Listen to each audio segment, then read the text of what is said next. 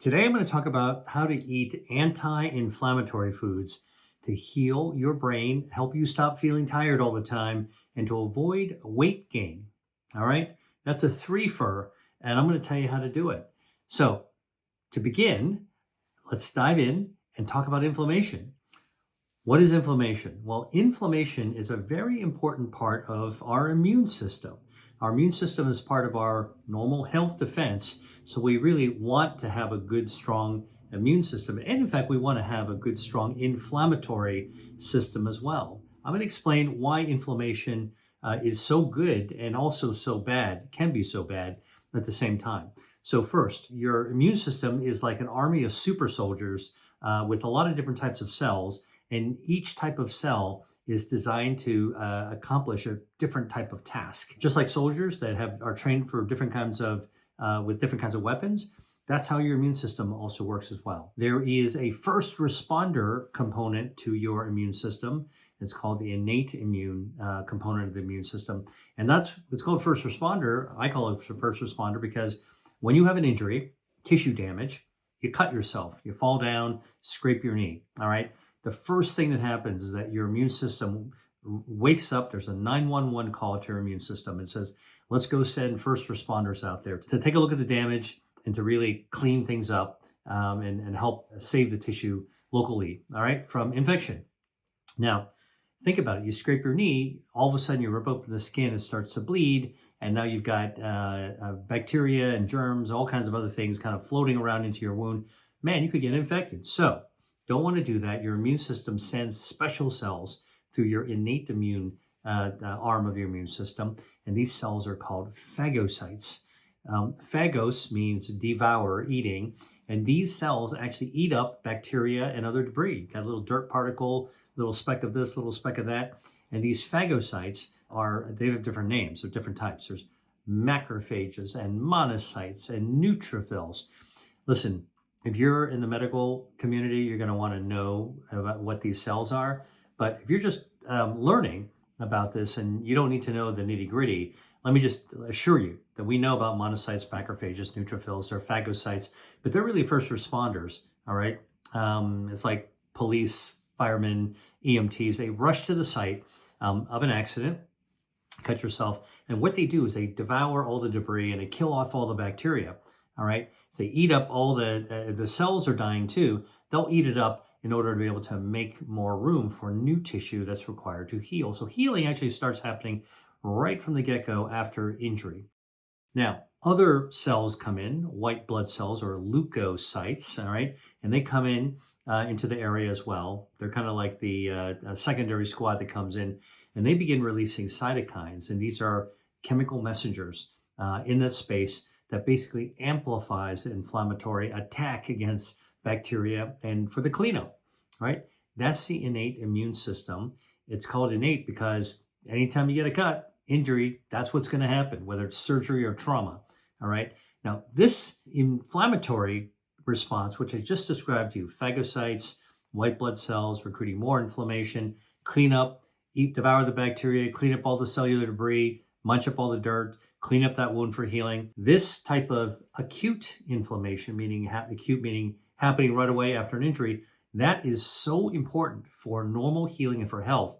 You got to have it. So inflammation is a normal, healthy part of the body, process in the body, and it goes on to allow you to heal. And basically, inflammation starts right away, very soon. Think about it. You cut yourself. What's the thing that happens within minutes? Is you got some swelling in that area, bleeding and swelling. Swelling is inflammation. All right, that's going to last a few days, and then your immune system will say, you know what, cleaned up most of the spot, and let's back it down. So then the immune system will start making a signal called interleukin 10, IL-10, that acts like a volume switch. It turns down inflammation, eventually turns it off. All right, so you don't want that continuously. We got it all cleaned up. EMTs go home, fire chief go home, the police go back on your beat. All right, now that's what normally happens. And that's why inflammation is good. That's why we actually don't want to wipe out all capability for inflammation in our body. A lot of people misunderstand. It's an urban legend that all inflammation is bad.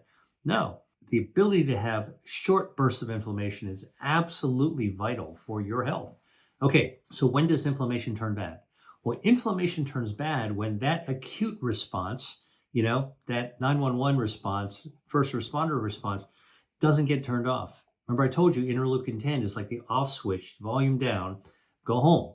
All right. But if that doesn't happen, what winds up happening is that the inflammation keeps on growing and growing and growing and bigger and bigger. And now you've gone from acute inflammation to chronic inflammation, meaning when it actually is supposed to have gone away, it doesn't go away. And it's there chronically. All right. This would be an example of this. If you think about why this is bad, acute inflammation is like you got to light a campfire if you're out in the campground. Put the stones around the campfire, light the fire, toast your marshmallows and wieners, right? It's like basically stay warm, tell ghost stories or whatever. Okay. That's what a campfire is. And you want that. It keeps you warm. It has a purpose. But before you go to bed at night, back into under the tent or in the camper, you're going to put out the fire, right? So you're going to put out the fire, and that's like inflammation happening because you want it, and then being turned off because you don't want it anymore. Not safe to actually have the fire burning all night long necessarily. Okay. Now, chronic inflammation when that fire not only doesn't go out, but like wind blows and takes a spark out of that campfire and blows it into the woods, and now the forest catches on fire. And now you've gone from a campfire to a forest fire. And that's exactly what happens when acute inflammation doesn't stop, doesn't turn off, and turns into chronic inflammation, and then it spreads. Chronic inflammation is like the campfire that became the forest fire you can't put out. All right. And by the way, why does this happen in the body? Well, it can happen if there's a lot of bacteria or virus invading you, and you just need to continuously fight it off, right? That's why, if you have bad infection, your inflammatory response is going to happen for a long time. Or if you have abnormal tissue growing, like cancer, you're going to get an inflammatory response. Your body says, hey, this doesn't belong there. We got to keep on trying to get rid of it. Now, the other thing can happen if you have a foreign body lodged in your body, foreign body, like a foreign object lodged in your body and is provoking an injury or injury response, then you can also get chronic inflammation as well. And that's actually what we used to see with breast implants, is you get a little level of chronic inflammation going right around the edge of the capsule for the implant. And, it actually translated into overall body chronic inflammation as well. Now, the other way you can actually get chronic inflammation is if the body's immune system turns against itself. All right. Our immune system is not supposed to attack the healthy us. It's supposed to only go after the bad guys, the bacteria, the viruses, the dirt, whatever, okay, or the cancer. But there are conditions where our immune system misbehaving and actually tackling our healthy cells, and that is known as an autoimmune condition. Autoimmune, auto meaning ourself, immune, it's our immune system reacting against our healthy tissues.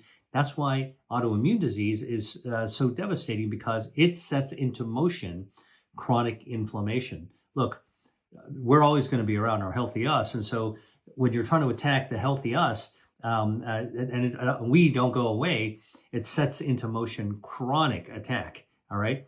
Autoimmune disease, highly inflammatory, lupus, rheumatoid arthritis, inflammatory bowel disease. These are situations of chronic inflammation. Okay. Now I'm telling you this because it's important to understand that when you're chronically inflamed, that causes you to be fatigued.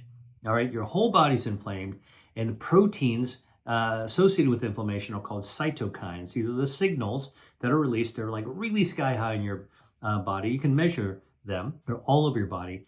And they also get into your brain, because your brain is connected to your blood. You get blood flow that goes to your brain as well. You got inflammation everywhere, including in your brain. Now, let's take a look at the brain effects so you understand, because we're talking about brain and fatigue and weight gain and weight loss. An inflamed brain is highly compromised. When your brain's inflamed, you got problems with memory. You got problems with executive function. You're not as cognitively sharp as you'd like to be. It makes it hard to make good decisions. And by the way, sometimes when you need make a good decision is when you're actually choosing food. You want to choose healthy food. You need to be clear of mind. Eating healthy takes a clear head. You can't be brain foggy. And that's why an inflamed brain makes it hard for you to eat in healthy ways. And not only might you choose bad quality food or harmful food, you might also overeat. All right. And if you overeat ultra processed foods in large quantities, which is actually packed with pro inflammatory artificial preservatives, artificial coloring, artificial flavoring, artificial colors. All right. Guess what? You overload the calories. Now you're going to gain weight. Now it's going to, and the extra body fat that you're going to get, visceral fat, is going to eventually become more inflamed. Now you just added to your inflammation, your chronic inflammation. Now this time's coming from body fat. All right. So don't forget when I'm telling you how brain inflammation is connected to weight gain, but brain inflammation is also connected to fatigue. Now, fatigue is actually something that we don't truly have a great understanding of, believe it or not. There's a difference between being tired, I need to go to bed, versus I am so fatigued, I'm wiped out, I can't do anything. All right. And we've all been there.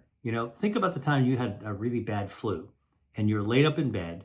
Man, you don't want to do anything. You are so tired. All you want to do is sleep. And imagine if you had to do a crossword puzzle or you had to plan a vacation or plan a wedding, forget about it. It's not going to happen. Like you're like, man, let me get over this sickness and I'll deal with it after that. So that's why fatigue actually can happen when the brain is also inflamed or when you have whole body inflammation as well. And the weight gain, we talked about it as well, is that when you're inflamed in general, it doesn't take very much for poor decision making to cause you to overeat or eat ultra processed foods, which helps you gain extra harmful body fat. Don't forget, food is our fuel. Load up on our fuel. If we're not controlling the amount or the quality of fuel we have, the amount of fuel we put in our tank, or the quality of fuel we put into our tank, that's the food that we're eating for our body. Our fat cells are going to grow. Our fat cells are fuel tanks for our body.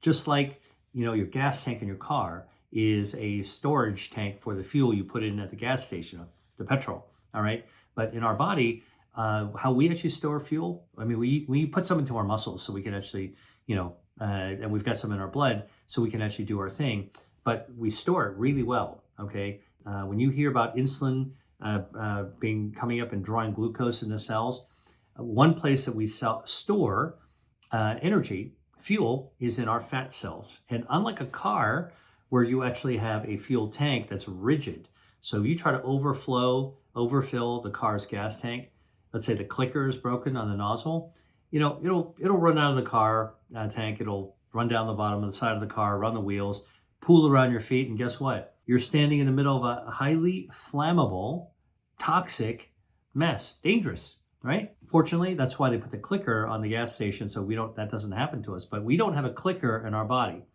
We can keep eating, we can keep eating, we can keep eating. And the foggier we are, brain foggier we are, the more inflamed we are, we might be eating more, not making good decisions. And guess what happens? Especially if we're eating poor quality food, ultra processed food. Okay? Not eating anti-inflammatory food, we're actually eating pro-inflammatory, meaning inflammation stimulating food. Now, whatever was going on in your body from inflammation is getting a lot worse. All right. That becomes a real problem because as we eat more, you bring in more fuel into our body and store more fuel into our fat cells expand. You're still eating? Let's load up another fat cell, fuel tank. Boom, it expands. All right. A fat cell can expand 3 times its size. Oh, you're still eating? I'll expand another one. Oh, we're out of fat. Guess what? Let's use stem cells to create new fat cells. Now we're actually creating new fuel tanks and we can blow those up and again and again and again. You can kind of see how overeating over time really sets you up for gaining body fat. And the first place that it actually is where it's dangerous to gain the fat isn't under your arm, isn't under your chin, isn't the muffin top. Those are cosmetic issues. You might not feel good if you accumulate that. And of course, we've all had the experience, right? You're taking a shower in the morning, you step out, you're drying yourself off, and out of the corner of your eye, you look in the mirror at your naked body and you might see a lump or a bump that you didn't want to be there. That's not what I'm talking about. The harmful, dangerous fat is a kind of fat called visceral fat that accumulates inside the tube of your body. I don't care if you're a big person or a thin person, all right, you still have a tube, and that visceral fat grows around inside the tube of your body, around your abdomen and in your belly. It's called viscera because the word viscera means guts. So visceral fat is the fat that grows around your guts. It's kind of like a baseball glove that can wrap around your organ. And obviously, you don't want that to be growing and growing and growing, because the bigger it grows, it starts to become inflamed. Huge mounds of fat become very inflammatory. And now you're actually even contributing to the inflammation with excess fat. All right. You get it? So this is why we want to actually think about limiting, controlling, lowering inflammation. And there's a lot of ways to actually do that, but you need to sort of think about that. So we just connected the brain with gaining weight, with fatigue as well. All really, really important connections. Now, I'll tell you one additional thing that where inflammation can lead you to gain extra body fat as well. Normal, healthy fat produces a hormone, because your fat is actually an organ in your body, all right? It's called adipose tissue. The adipose organ produces a hormone called adiponectin. That's ADIPON, NECTIN, adiponectin. It's a hormone made by healthy fat. And what adiponectin does is it actually collaborates with insulin. Okay, that's your other hormone for bringing in glucose. And adiponectin makes insulin more efficient, so you can actually take blood glucose that's in your bloodstream after eating a meal and draw it down into your cells more efficiently, so you can really store that fuel. Adiponectin made by healthy fat. Now, if you have a lot of inflammation and if the fat is inflamed, guess what? Your fat doesn't make adiponectin normally. Can't make adiponectin. In fact, sometimes adiponectin levels are low. If you have low adiponectin, the insulin will work well, and then you're not going to be able to draw in glucose, and then your blood glucose levels will be high. That's a setup for metabolic syndrome or type 2 diabetes, right? So all these complicated things I'm telling you about are all linked to inflammation. In other words, that process, inflammation, that helps us clean up a wound, that first responder thing that I talked about at the very beginning of this video, that's so important, that turns on and then turns off when it's no longer needed. Hey, EMTs, go back home. If it doesn't turn off and everybody's there and piles on whatever's going to happen, and then starts to create problems with inflammation, and then it spreads, and now your whole body's inflamed and your brain's inflamed, and you're not making good decisions, and you might be overeating, and you're going to be growing fat, and you're going to be tired, really, really tired. That is really why we're linking all these things together. You want to avoid that vicious cycle. So let's talk about an anti-inflammatory diet, because a lot of people talk about anti-inflammatory diets as if there's sort of like one formula, one magic formula that all you got to do is follow it and you're going to be healthy. Not so. All right. I'm a scientist, so I'm quick to tell you when something is not exactly that simple. All right. And as most things in nutrition, people try to oversimplify things. And I think that does a disservice to you guys that are watching videos like this one, because you want to know what the details are. Sure, you might want a simple on-off magic bullet, but really, let's be real. Life is complicated and our bodies are incredibly sophisticated. So let's figure out the nuances so you don't take a step in the wrong direction and we understand things more precisely. All right? Okay, so what I just told you basically is that the anti-inflammatory diet is a general approach, but there's a lot of ways to actually approach an anti-inflammatory diet. Different types of anti-inflammatory diets, but they're all designed to lower or prevent inflammation. Lower or prevent inflammation, chronic inflammation, all right? So let me just tell you, if you want to actually try to prevent inflammation, super simple way to get started on an anti-inflammatory diet is simply to cut out ultra-processed foods. You know, the stuff that you go into the grocery store and you buy in a box or a jar or a bag, and it's made in a factory with a machine that squeezes it out.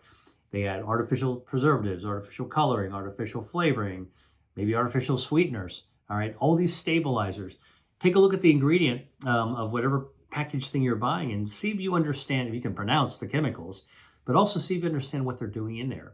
If you don't understand what those chemicals are actually doing, the role of what they're doing in there, it's probably a good chance it's an ultra-processed food. It's almost certainly going to be an ultra-processed food.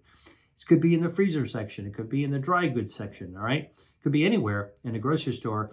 Once you start seeing what a factory does to whole foods, the saying that if it's something your grandmother, if you look at the ingredient label and it's something your grandmother wouldn't recognize as food, it's probably ultra processed. That's a simple way to kind of nail the identification of that as well. Well, look, there's a lot of data that's pretty uncontestable now that eating a lot of ultra processed foods shortens longevity, raises inflammation, puts you at risk for cognitive function, makes you tired, all right, and also causes you to gain weight. And one of the reasons that ultra processed foods does is that the chemicals in ultra processed foods actually damages your gut microbiome. These are the healthy bacteria that live in your gut, mostly in your colon. All right, that's sort of the last part of your digestive system, 39 trillion of them. And these healthy bacteria form a community, a colony, like a good neighborhood. A good neighborhood has got diversity, has got people that work harmoniously and are friendly with each other. They play nicely together, and they make the entire neighborhood a safer place. That's what good, healthy gut bacteria do. So when you hear about the gut microbiome and good gut health, we're talking about a healthy, diverse neighborhood of different types of bacteria that all play nicely together and have a function. One of the most important functions of a good, healthy gut bacteria is lowering inflammation. And the way that gut bacteria lower inflammation, they produce something called short chain fatty acids, or SCFAs, SCFAs. And these short chain fatty acids, and we know what they are. They're chemicals called propionate, butyrate, and acetate. If you're a science geek or you're a stickler for details, you're going to want to know that. The three SCFAs made by healthy gut microbiome that's good for lowering inflammation are propionate, butyrate, and acetate. If you're not a science geek and you're not a biohacker and you don't want to know about these things, don't worry. I'll just tell you is that when you feed your gut bacteria and make them happy and well fed, just like a pet dog, all right, the bacteria return the favor. They show they love you by actually releasing these short chain fatty acids. And the short chain fatty acids lower inflammation. And they also help to boost the immune system. So you've got better immune function as well, better protective immune function. All really good. The other thing that healthy gut bacteria does is from your gut, it text messages your brain, and it has your brain release things like social hormones. There's a hormone called oxytocin that healthy gut bacteria releases. So listen, good stuff, right? So one way to actually lower inflammation in your body is to cut out ultra-processed foods, because ultra-processed foods damage your healthy gut bacteria. When you damage your healthy gut bacteria, you're disrupting the neighborhood. There goes the neighborhood. And now the bacteria are not so happy. They're unable to make those short chain fatty acids at the levels that you need.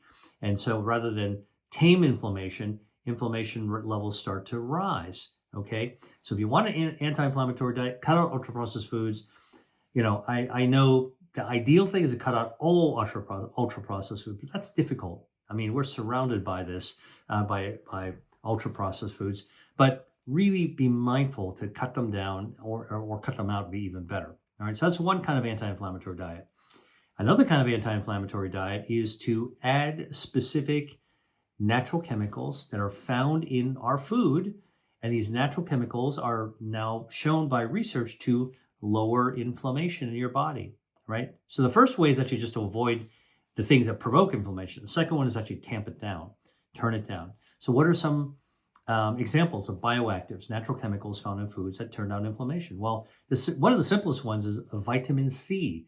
C is in Charlie. It's called ascorbic acid. All right. It's a powerful antioxidant, but it's also a powerful anti-inflammatory substance as well, natural substance. So you can actually get into an anti-inflammatory diet mode by eating foods that contain a lot of vitamin C. All right. What are some examples of vitamin C containing foods? Strawberries, tomatoes, red bell peppers, broccoli, and broccoli rabe, and broccolini, citrus, oranges, grapefruits. All right. They're packed with vitamin C. Cantaloupe has vitamin C. Kiwi. I'm a big fan of the kiwi. Very good source of vitamin C. Kale has vitamin C. Brussels sprouts have vitamin C. Guava, which is a tropical fruit, also has vitamin C. and mustard greens. I remember my grandmother used to love to cook mustard greens. It had a little slightly bitter taste, but bitter is better. Great source of vitamin C. All right. So if you started to eat foods that actually had more vitamin C in it, you are on an anti-inflammatory diet. That's another way to do it. Now, how do we know this actually works? Well, a study in Japan from the Miyagi Cancer Center, Research Center, all right, in Japan, looked at the effect of vitamin C containing foods on a super inflammatory condition, autoimmune condition called lupus. Okay. Lupus, when it flares, causes inflammation everywhere. It is really uncomfortable and it can even be life threatening. So, what these researchers did is they studied 196 women who were all kind of middle aged. So, they were average age of about 40. And these women were coming from hospitals, 21 different hospitals in this area of Japan called the Miyagi Prefecture. And all of the women had in common lupus, but they were either inactive or mild lupus. All right. So not really a problem. And when I say came from hospitals, they were drawn from the records of these hospitals, all right, all throughout the this area of Japan. And what the researchers did is they monitored the women by interviewing to find out what they ate. And then they also monitored their health conditions to see who wound up actually having lupus symptoms or lupus flares. A lupus flare is think about like a flare up on your barbecue grill, right? You pour some oil in there, whoosh, it like the whole thing like lights up. Well, that's what a lupus flare is, except that it causes super acute inflammation on top of the chronic inflammation. It's a very uncomfortable and potentially dangerous situation. So they wanted to find out what people were eating and who wanted to have any flares. And here's what they discovered. The researchers in this study discovered that those women who consumed the most foods containing high levels of vitamin C, strawberries, tomatoes, broccoli, and so on and so forth, those vitamin C food eaters had a 74% decrease in the risk of developing an active inflammatory flare of lupus. Wow, that's amazing.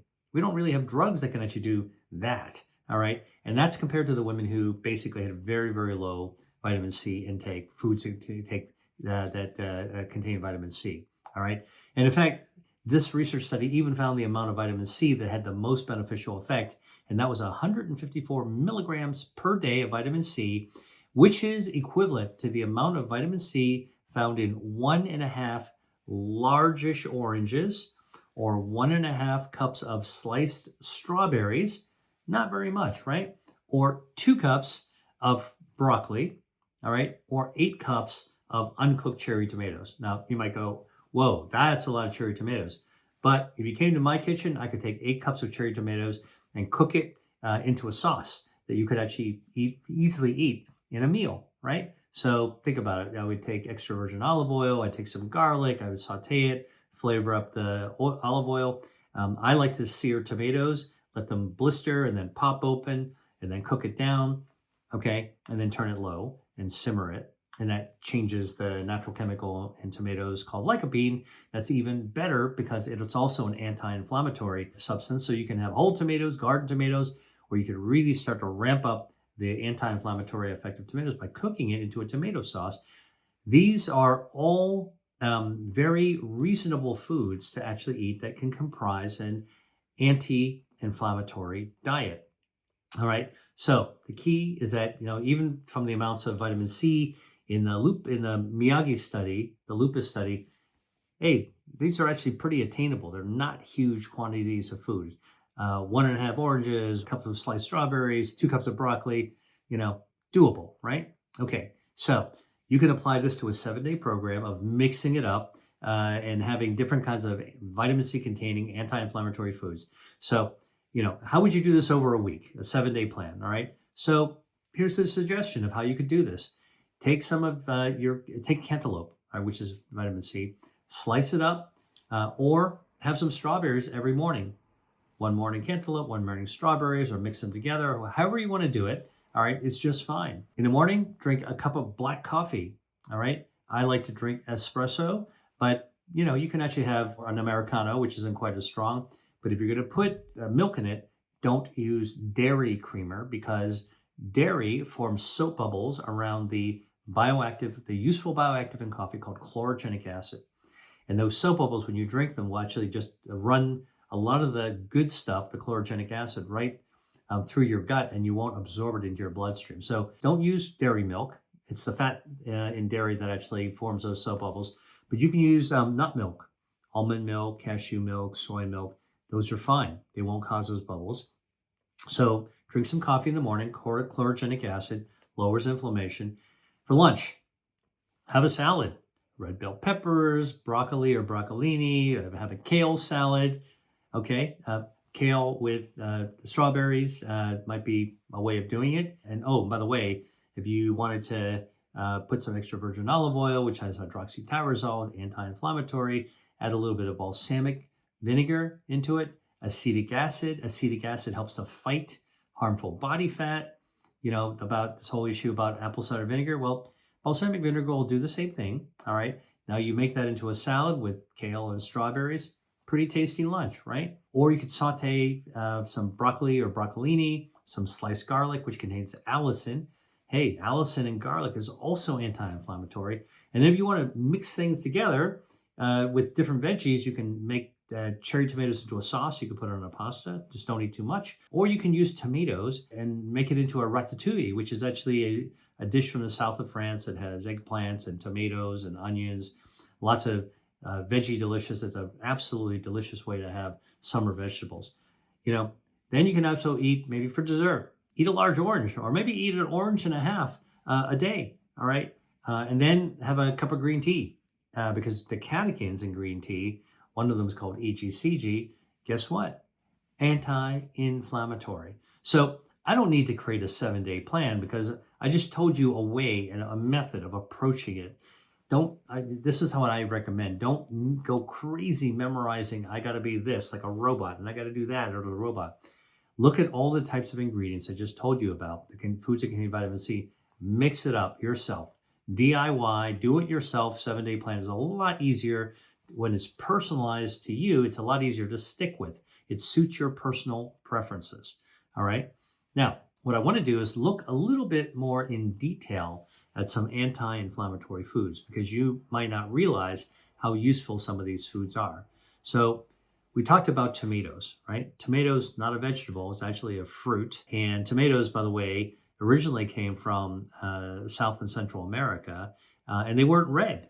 So it turns out that Spanish explorers that were looking in South America, discovering in South America, they found, the people there were eating this amazing looking fruit that was a tomato with the vines, and they were given some as a gift, and they brought tomatoes on the vine back to their sponsors for their voyages or exploration back in Spain and Italy as gifts. And they were originally orange yellow tomatoes. In fact, they were golden in color, right? So what they named a tomato when it was brought to Europe is what it resembled. Now, the size of the tomato was also, and the look of the tomato was kind of like an apple, right? And so they called it golden apple. Pom, apple. D'oro would be golden. Pomodoro, tomato sauce, pomodoro sauce. Pomodoro is the Italian word that describes a tomato, and that's because tomatoes were originally gold. Now, over time, farmers and growers actually figured out how to bring out the red color and make a lot of lycopene blossom. Lycopene is a natural, it's a carotenoid that actually makes the tomato red, and that is actually the super anti-inflammatory stuff that you actually want. So, lycopene has been studied. It actually improves brain health. It helps cognition. Lycopene can also help to fight fatigue by improving your circulation, makes your circulation healthier. And lycopene also has been shown to improve your metabolism by igniting brown fat to fight your white fat. Now, brown fat is a type of fat in your body that if you actually trigger it with lycopene and other things like chlorogenic acid and coffee, it'll fire up kind of like a space heater. And when it fires up like a space heater, it needs to draw energy to fire up, right? Where do you think it draws that energy from? Brown fat firing up has to draw that energy from excess harmful white fat, visceral fat in your tube of your body. And so lycopene ignites it. It's like if you had a gas range and you wanted to turn on the range to boil some water, what do? You go up there and you turn a knob, click, click, click, whoosh, the flame goes on. That's what brown fat does. And guess what? Lycopene will actually achieve that effect as well. Okay, so that's one example of a food that we've talked about. What about apples? An apple a day keeps the doctor away, right? Actually, it's probably 2 or maybe even 3 apples a day that's actually been shown to have benefit. But guess what apples have? Apples have a bioactive called chlorogenic acid. Chlorogenic acid is anti-inflammatory. And for those of you who have really sharp ears and great memories, you might say, wait a minute, Dr. Lee mentioned chlorogenic acid in coffee too, right? Absolutely. Coffee has chlorogenic acid, but so do other foods. Apples also have chlorogenic acid, and chlorogenic acid is good for brain health, good for circulation, so you get better blood flow to the brain, all right? Improves cognition. Chlorogenic acid also reduces fatigue, all right? Helps you perform better and longer. And chlorogenic acid also turns on the brown fat, click, click, click, whoosh, to burn down the white fat out of the tube of your body. And so an apple a day turns on all these processes to actually start to fight harmful body fat, lower inflammation. There's also, by the way, dietary fiber in apples, which then feature gut microbiome. And the gut microbiome releases, remember what I told you, short chain fatty acids, propionate, acetate, butyrate. And that, guess what that does? Lowers inflammation. We talked about tomatoes. We talked about apples. Oh, I think, if I were cooking, preparing a lunch, I could easily take that kale, chop up some apples as well, and make a kale apple salad. All right. So look, I'm just trying to show you that it's possible to mix things up. You don't have to be a robot and feel like you're stuck in a box and you got to memorize everything. Be creative. All right. You got to totally be creative. So apples have chlorogenic acid. Oh, let me just mention one thing about apples. Apples are beneficial because not only the chlorogenic acid and the dietary fiber, but apples also have something called ursolic acid on their skin. And the ursolic acid is healing because it actually stimulates your stem cells to come up to help regenerate the body from the inside out. Who doesn't want that? All right. Now, ursolic acid is in the skin of the apple and the skin of other things like peaches and pears as well. But we're talking about the apple here.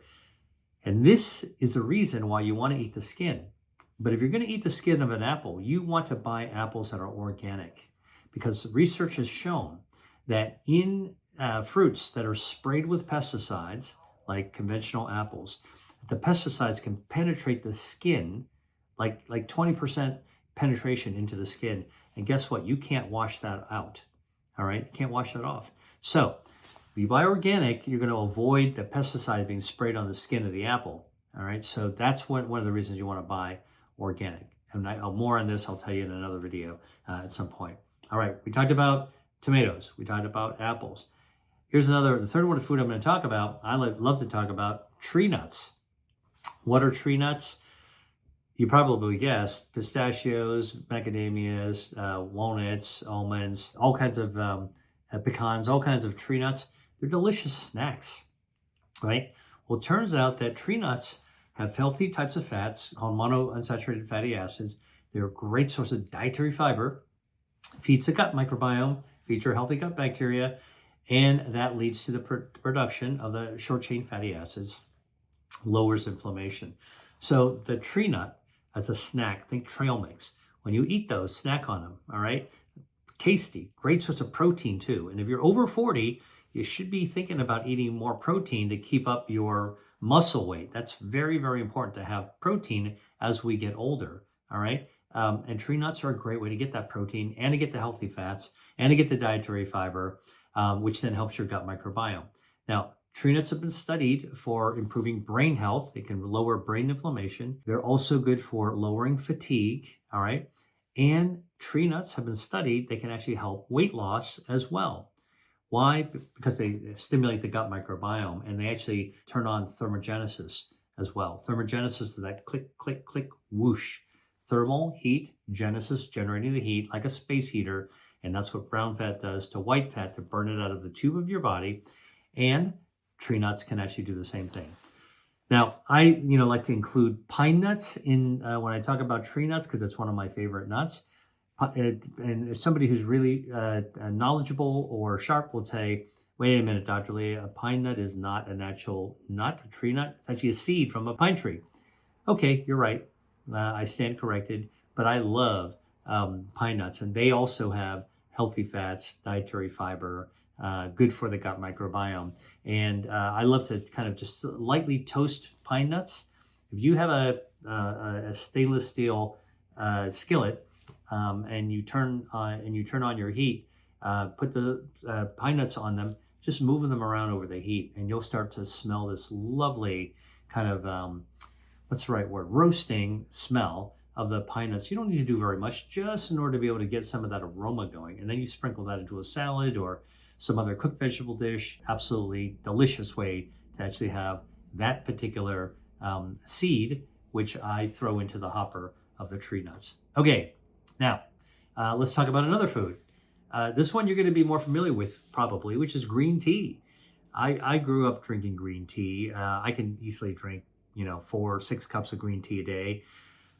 Green tea has polyphenols. One of the polyphenols is called EGCG. All right. E is in Edward, G is in George, C is in Charlie, G is in George. All right. EGCG is this natural chemical that when we sip tea gets into our bloodstream and does all kinds of good things. It can cut off the blood supply, feeding cancers, a really powerful anti-angiogenic substance.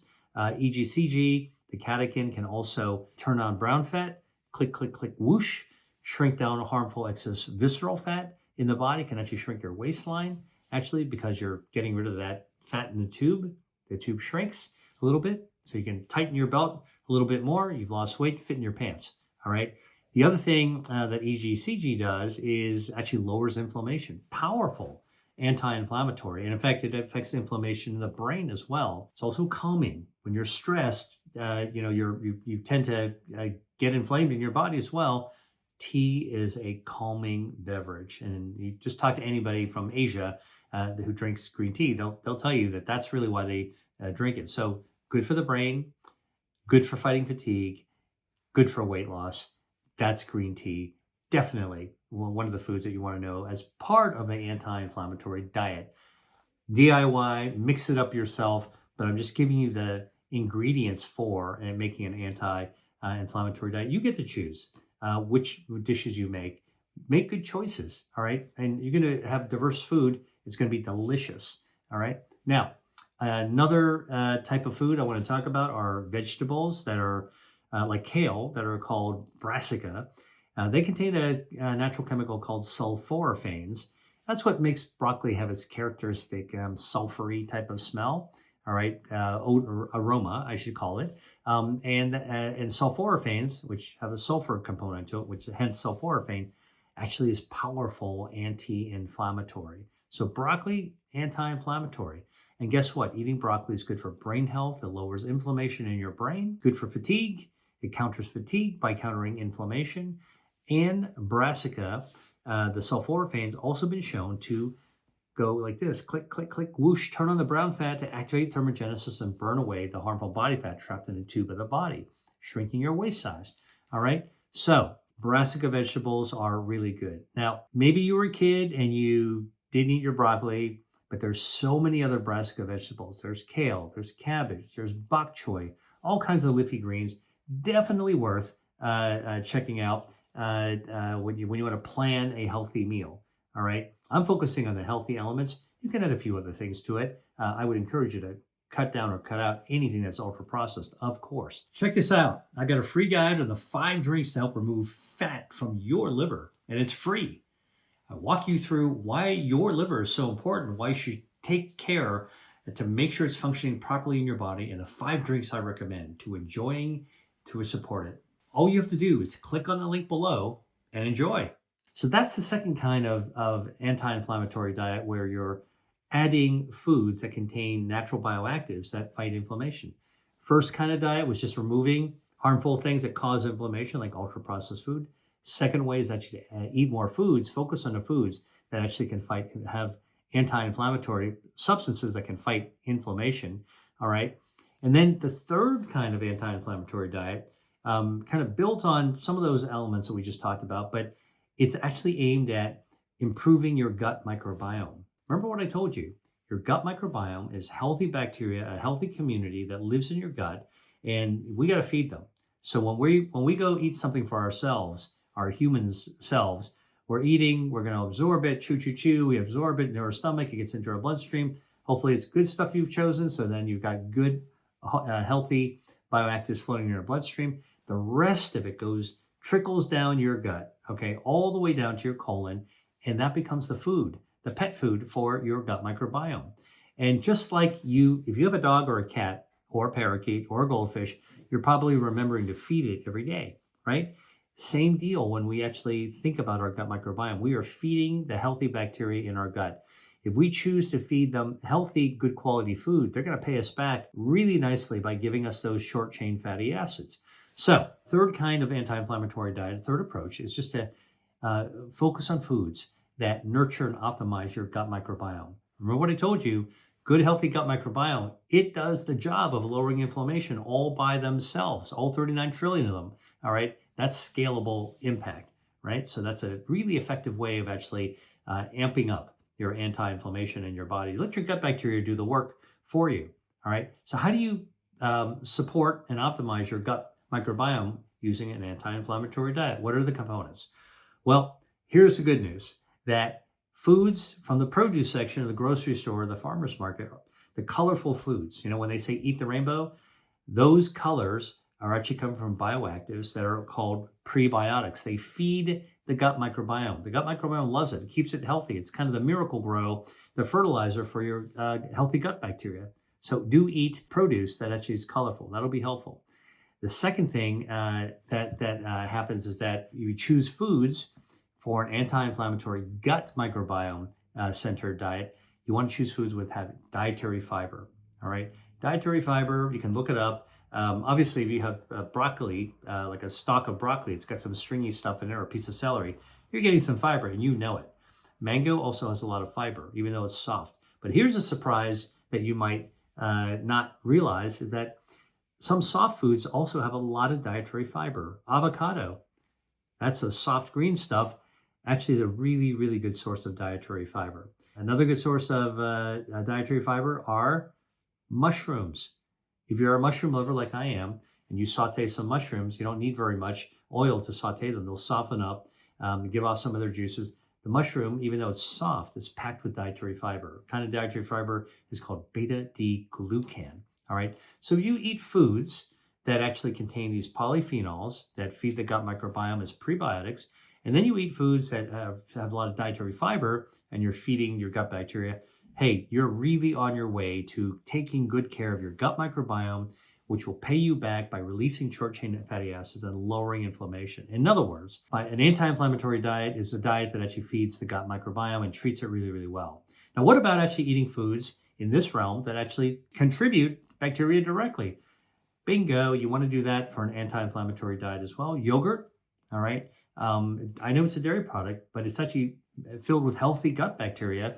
And if you have whole yogurt, that's even better, because whole yogurt, the full-fat yogurt, even though it has saturated fat, has been shown through human studies that what it does is that it actually nourishes our gut microbiome.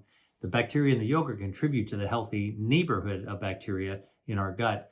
And then it releases short-chain fatty acids. Inflammation goes down with yogurt.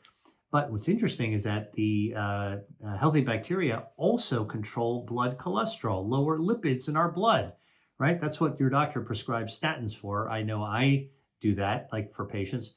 Wow, you're telling me that yogurt with good healthy bacteria can actually work in a similar way? Well, it's not similar like a statin, but it does the same thing. And what it does is that by activating the gut microbiome, you let the bacteria take care of the blood cholesterol. And this is why whole yogurt, which you want to get, you don't want to get the low fat, you want to get the whole. All right, I'm going to tell you why in a second. You want to get the whole yogurt, actually doesn't cause your blood cholesterol to rise. Even though you're eating saturated fat and dairy, guess what? It's anti-inflammatory, and your blood cholesterol levels go down with whole yogurt. Now, I made a point about whole yogurt because you don't want to actually get low-fat yogurt, even though that's a natural instinct of virtually everyone. Just go ahead and go to the back of a grocery store by where they keep the yogurt and just, stand there with your camera if you want to, and tape people. Everybody goes straight for that low-fat yogurt because we've been brainwashed into thinking that the low-fat part is actually going to be healthier for us. Turns out not true. Not true, because recently we've been finding out by research that the low-fat yogurt, you pull all the fat out of it, it becomes kind of a thick, runny milk. Not very appetizing, and certainly doesn't taste like yogurt. All right, doesn't have that creamy mouthfeel to it. So the manufacturers will add emulsifiers or thickeners, food thickeners into it, like carrageenan and polysorbate 80 and so on and so forth. And what research has found is that these emulsifiers, these food thickeners, some of them actually hurt or kill the gut microbiome. Exactly what you don't want. So ironically, people who eat low-fat yogurt and might have damaged their gut microbiome, not surprisingly, their inflammation levels don't go down. They kind of go up. And their blood cholesterol, even though they're having low-fat yogurt, actually goes up because you actually hurt the gut microbiome. Does that make sense? All right. So yogurt is actually a way of actually adding yogurt as a probiotic, is another way of actually creating this third type of anti-inflammatory foods. What are some of the other foods that actually can be useful? Sauerkraut. You've probably had sauerkraut before. It's sliced fermented cabbage, white cabbage. Most people think of sauerkraut as, coming from Germany, perhaps, but actually it turns out that sauerkraut cabbage originally came from China, or at least the original, the pre-sauerkraut, before they got this name sauerkraut. It was Chinese nomads crossing the desert that wanted to have food. They took their cabbage, sliced it up, and they fermented it and carried it in their backs or on camels. And now they can actually eat it. And in fermenting the cabbage into the sauerkraut, you wind up capturing good, healthy gut bacteria. So when you eat sauerkraut, you get healthy bacteria, just like you do with yogurt, all right? And then ultimately, this kind of pickled, fermented, thin sliced cabbage wound up becoming a staple in places like Germany, which is how we associate sauerkraut with German food, all right? But actually originally came from China, and it was really part of making it last the long journey in the desert. Now, another food that actually is probiotic are pickled radishes or pickled mustard greens. Now, where do you see this? Well, in your own kitchen, because you can actually make it. If you're looking for a really interesting, tasty way of actually pickling, preserving radish or mustard greens, just go on YouTube and search radish or mustard greens, pickled, and video, and watch somebody teach you how to do it. It's like an Asian pickle, often served alongside, either as an appetizer or alongside a meal. You can eat it, and you get, guess what? Healthy gut bacteria, you get good bioactives, you get dietary fiber, all the good stuff, all right? And then finally, I'd be remiss if I didn't mention, in a discussion about a probiotic anti-inflammatory diet, kombucha. Kombucha is actually a fermented beverage. It's got a big mother cap. That's actually where all the bacteria are growing. It's a little bit sour, but that's actually the good stuff. And that's a really super probiotic beverage to actually have. So we just talked about all these types of foods that you could mix up into your 7-day plan or 14-day plan, but we should really make it a life plan, because what's really great about the approach I'm telling you of an anti-inflammatory diet is that it's not a stretch. These are foods like apples and strawberries and kale, radishes and mustard greens and sauerkraut and yogurt. These are things that you can actually get behind and integrate into your everyday life. So that's why I'm not creating like a robotic set of instructions for you. Enjoy yourself. Choose in a diverse way to make it really tasty for yourself. And you can stick to it, all right? Forget about 7 days. Do it for the rest of your life, all right? And that's how you're actually going to lower inflammation, which then lowers your risk of developing chronic diseases like diabetes, like cancer, like heart disease, lung diseases, like dementia, all right? And by the way, if you're buying anything that's already pre-prepared, please, even if it's yogurt, please check the ingredient label for chemicals that you don't want to put in your body. And if you find those chemicals you don't want, go ahead and put it back and choose a different one that doesn't have as many chemicals. And you're like, you don't have to be a chemist. You just have to have a mobile phone that's connected, and you can actually search it. If you see a ingredient you don't recognize, search it and see if it's actually something that you don't want, all right? Always check the ingredient label for the presence of chemicals in your food that you don't want in your body, All right. Now, so here are a few final pro tips that will actually help you optimize your anti-inflammatory diet. We talked about the first tip I'm going to give you, which is to buy organic if you're going to actually want to eat the food or the skin. Organic not only ensures you don't have chemical pesticides sprayed on the skin of the fruit, but it turns out organic itself, organically grown plants have more bioactives. These bioactives are the anti-inflammatory things. It's the chlorogenic acid that you actually find in apples, for example, or the ellagic acid in strawberries. You want more of that. And it turns out plants grown in an organic setting will actually have more bioactives. In another video, I'll explain why that is. Just take my word for it. It's based on science. Number two, if you can't find fresh fruits and vegetables, frozen is just fine. All right. Frozen foods are picked on the field, flash frozen, and then they make it into the freezer. And then you can have them and store them. Even if you can't, if you don't live in a place where you actually have easy access to fresh food, frozen food works just fine. All right.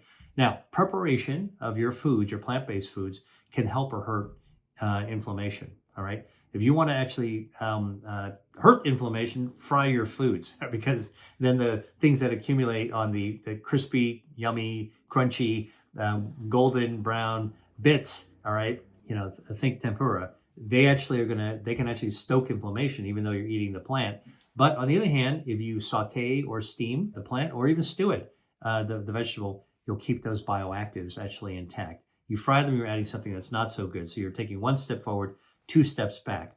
Now, the other thing, obviously, don't boil the vegetables. That's a guaranteed way to overcook them. Blanch them if you like in hot water, and then saute them in a different way. All right. So do not overcook your vegetables. Like when you were in grade school and you went to the cafeteria and they had that limp, the light green dissolving broccoli that nobody wanted to have on their plate, that's overcooked. All right. Don't overcook your vegetables. Make sure you carefully wash your fruits and vegetables because they could have a lot of dirt and contamination from the field or even from the storage area in the back of the grocery store or in the farmer's market truck that brought it over to you. Wash it. Here's a good rule of thumb of how to wash your vegetables to keep them clean when you bring them home. Rinse them under cold running water for 60 seconds. That's the sing happy birthday twice thing. And then dry them off. All right. And that's actually, I learned from a food expert, a sanitation hygiene expert, food safety expert. That's how you actually do it. So just wash your fruits and vegetables. 60 seconds is enough. Now, here's a couple of other tips. If you want to optimize the anti-inflammatory aspects, don't add sugar to tea or coffee. Don't add dairy, cow milk, cow dairy, cream to tea or coffee. Don't add butter to coffee either. And don't add artificial sweeteners to your tea or coffee. The sucralose, the aspartame, the xylitol. Don't do it. And the reason you don't want to do it is because those artificial sweeteners have been shown, artificial chemical sweeteners have been shown to hurt the gut microbiome. Now, even though you're not getting the calories in, guess what? Your blood lipids go up, your blood sugars go up because you just wrecked your metabolism by hurting your gut microbiome. Don't do it. All right. You want to use stevia? Just make sure that in the box it's pure stevia. You want to use monk fruit, make sure it's pure. You want to use a little touch of honey? That's fine as well. All right.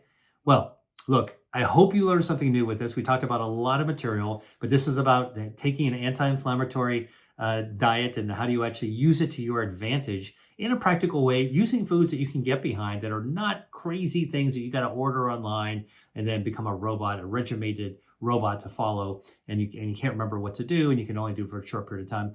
My approach is like loaded and backed by science, but the key is that you get to be the driver. You get to actually choose how you want to play around with these ingredients to fit your own life. All right. And remember, always never overeat your food. So hope you learned something. Thanks for watching, and I will see you on the next video. Hi there. If you enjoyed watching this video, I know you'll love the next one. Stay here and check it out, and I'll see you there.